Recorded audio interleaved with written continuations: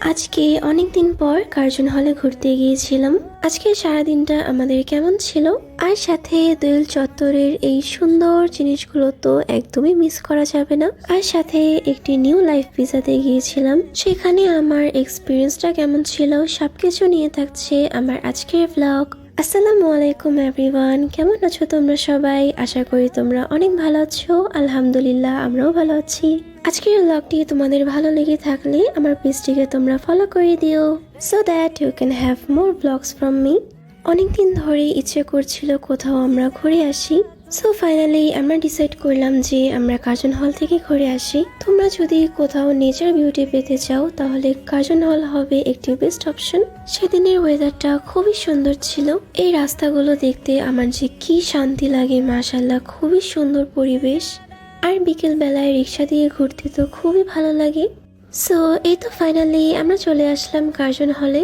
আর Curzon হলে এত সুন্দর সুন্দর কিছু জিনিস পাওয়া যায় যেগুলো একদমই চোখ ফেরানো যায় না। সবার প্রথমেই তোমরা এই সুন্দর গাছের দোকানগুলো পেয়ে যাবে, যেখানে অনেক সুন্দর সুন্দর ফ্লাওয়ার আছে। আর এখানে তোমরা আকাশটা দেখো, কি সুন্দর লাগছিল মাশাআল্লাহ। আর আজকে আমাদের একটি কিউট বেবির সাথে দেখা হয়েছিল। বাচ্চাটা এত কিউট ছিল মাশাআল্লাহ, ও খুবই মিশুক ছিল। আমরা সবাই ওর সাথে খেলা করেছিলাম, বাট ওর কোনো ক্লিপস আমার না হয়নি। সো এই তো আমরা একটা জায়গায় বসে গল্প করছিলাম আর এই সুন্দর জায়গাটাকে উপভোগ করছিলাম।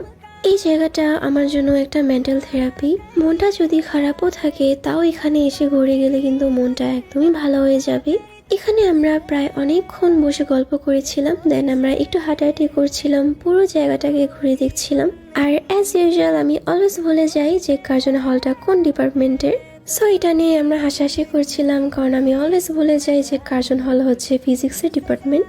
দেন আমরা কার্জন হল থেকে বের হয়ে দোয়েল চত্বরে চলে গিয়েছিলাম। আর এই জায়গাটা হচ্ছে আমার জন্য একটা চোখের শান্তি। এখানে এত সুন্দর সুন্দর ঘর সাজানোর জিনিস পাওয়া যায়।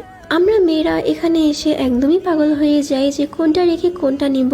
এখানে কিন্তু অনেক ডিফারেন্ট টাইপের ব্যাগের কালেকশনও ছিল, যেগুলো আমার খুবই পছন্দ হয়েছে।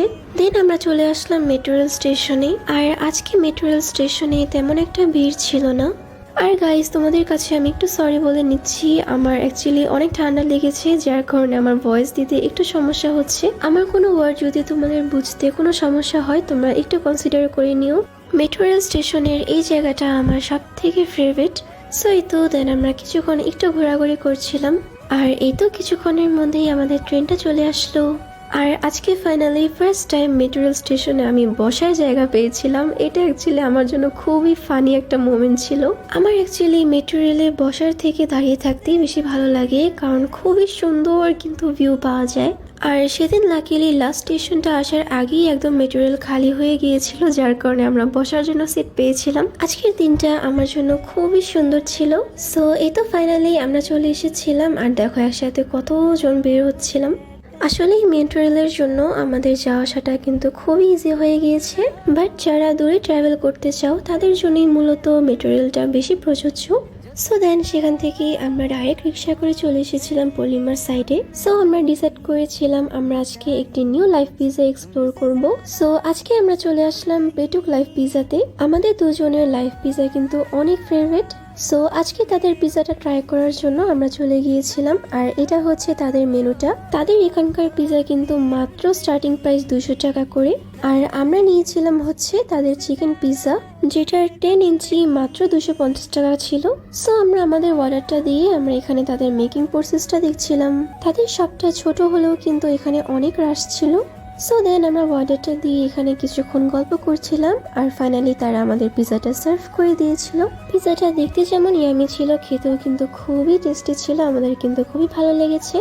মাত্র 200 টাকায় এরকম লাইভ পিজা ডিলটা কিন্তু খুবই ভালো, তোমরাও কিন্তু ট্রাই করতে পারো। সো গাইস, আমার আজকের ব্লগটা তোমাদের কাছে কেমন লেগেছে অবশ্যই আমাকে কমেন্ট করে জানিও। আর যদি তোমাদের কাছে আমার এই ব্লগটি ভালো লেগে থাকে তাহলে তোমরা আমার পেজটিকে ফলো করে দিও।